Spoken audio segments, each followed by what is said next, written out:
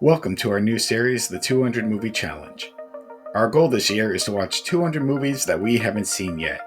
If you want to listen to the full podcast where this clip is from, the link will be in the description. Now enjoy today's movie. I'm going to go to the next movie, so my fourth and final movie. I think I just watched this a few days ago. Again, I was like, all right, let me scroll through, see what catches my eye. Because like you, it's like I got movies that I want to watch, but I'm kind of seeing things new. Things I might not have heard of. And then I came across this movie, Soto.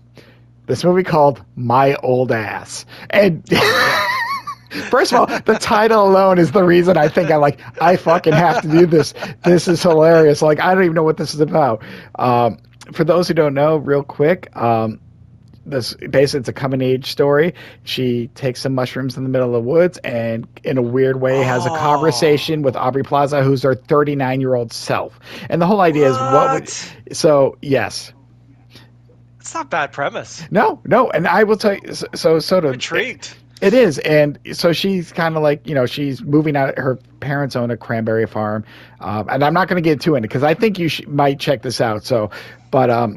But yeah, so she wants to ask, herself, what life is like. And in a weird way, because it is really her, she's trying to tell her young self to do certain things to stay away. Like, I don't want to tell you too much because you might change things. I don't know. Because she's getting high and as her future self, and somehow they're meeting.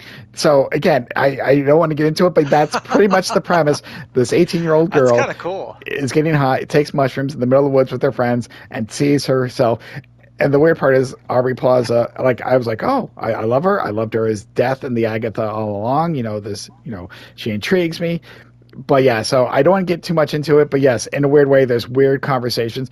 I don't want to say too much. The ending is a little weird, but I feel like this is the kind of movie that they could not end properly because you're intrigued by the premise. Like, Great idea, but because the premise is there. Like I said, I was like, okay, premise is 100% there, and I'm liking this. But when you get into things like that, it's kind of hard to tell a story that's not if this was just an all-out Seth Rogen comedy, yeah, who gives a shit? But there's actually some heart to this, and I think this young actress, I'm looking at her name right now, Maisie Stella, she was amazing. The young cast is amazing in this, and I think that's why this works. And there's actually a good story to it. And I was like, okay, wow. I was not expecting to watch a coming of age story of an 18-year-old girl.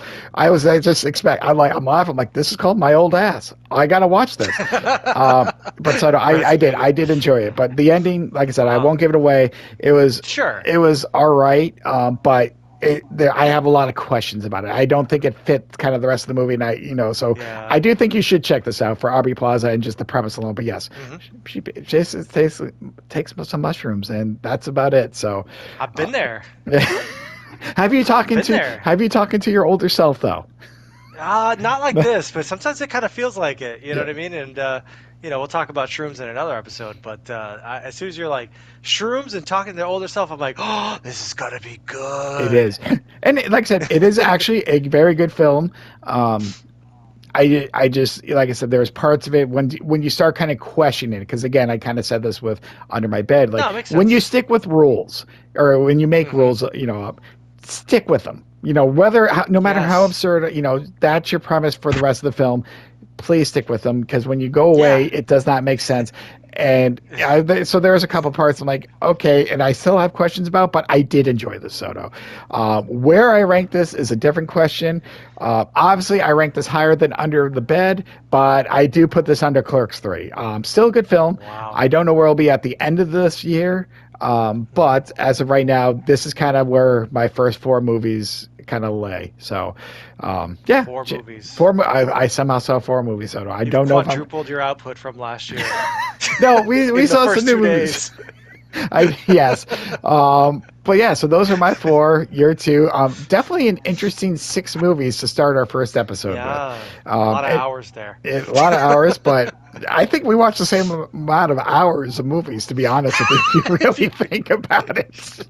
If you do the math, yeah, probably. Yeah, but I've doubled you on 7 hours of movies. I will admit, I had the quantity, but you probably had the quality. If we're being honest about it. I didn't mean to. No, it's okay. Mean to. It's okay that you didn't mean to. I just was like, I haven't seen Oppenheimer. I was like, I should get around to watching this. And I watched it and I was like, all right, don't have to watch that again. And I was like, oh shit, Lawrence of Arabia. You know what? It's been a long time since I've seen an old movie. It's 4 hours long. I guess I'm fucked. So, I don't think that I'm going to continue going down this route. I think I'm going to be like around 2.5 hours, 2 hours, work my way back to that sweet spot. But I think that what I'm going to take away from this is that I want to check out more random movies because you're like, oh, Under the Bed, I'm going to watch that. I would never do that. So I think that I'm going to try to follow your suit and just be like, see something I've never seen that looks ridiculous and be like, I'm just going to watch this and then I'm going to give my opinion on it. Just start scrolling. And like I said, create some guidelines, and that's what I did. I'm like, I need something 90 minutes. I didn't have much time. I had 2 hour time frame. I was like an hour and a half. And I'm like, I don't need to watch anything. Because I will admit, I'm not going to spoil it, but there are some movies I am going to be watching, but Jill wants to watch with me. So I'm going to wait to watch it. But sometimes I'm just there by myself. I'm like, there's no chance in hell she cares about this film. So, but yes, I think that's the fun part about this challenge. It's because, yes, we are going to watch some of the classics. We are going to watch some good films. And for me, the shit, because I love watching some of the cheesy shit. And I hope that you turn to gold.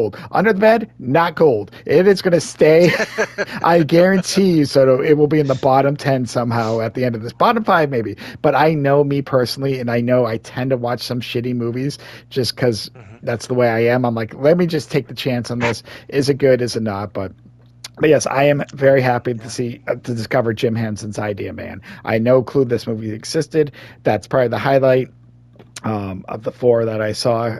Like I said, it was very nostalgic for me. So, but Shoto, that ends our first episode of the 200 movie challenge.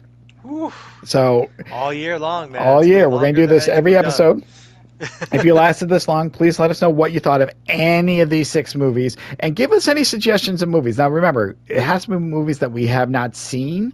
So, if I see any movies in the comments, I might check them out. I might check out another bad movie if someone comments it. But until next time, I don't know when our second episode will be because this will probably be every 2 to 3 weeks, once we kind of have time to watch movies. But so, what outside of watching random movies, is there any other final thoughts for our 200 movie challenge?